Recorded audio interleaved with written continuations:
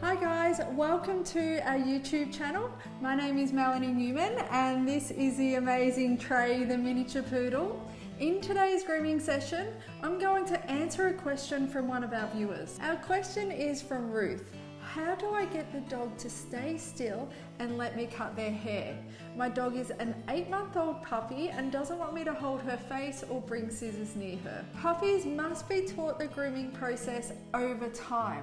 So the more work you put into conditioning your little puppy to the grooming process at a younger age, the more you will get from them as an older dog. 8 months of age is such a delicate age for a dog as they're still young adults and they're still learning about the world around them. So start with small grooming sessions from 2 to 5 minutes a day and always pop your dog up on a grooming table or a bench and always put a non-slip mat underneath your dog so your dog really feels secure. And if you start grooming your dog in the same place, so the same position, so the same table every time you pick your dog up to groom, this starts to communicate with your dog what is about to happen and it really prepares your dog for the grooming process. The places I would avoid grooming your dog is places like the sofa, as this may be a place where your dog relaxes with you. So this is why it's important to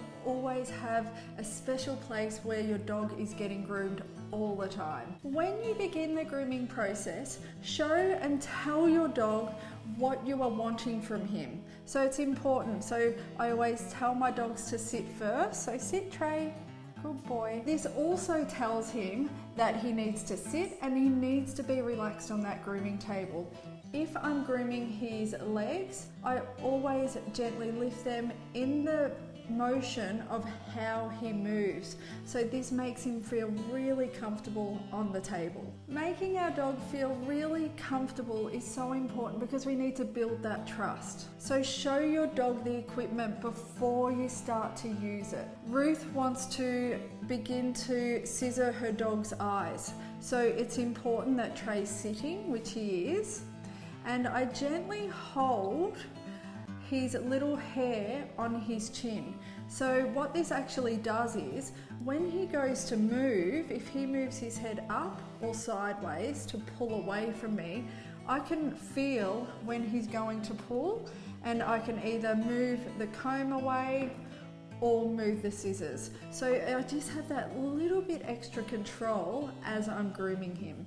And I would continue this process until your dog's comfortable. So Ruth, you might not be able to scissor your dog's eyes to start with, but it's a good process and a good habit to get your dog up on the table, get him really comfortable and earn his trust and get him comfortable with this movement of you holding his chin. And then if he's comfortable and he's still and he's behaving, it's always good boy, and tell him when he's being good.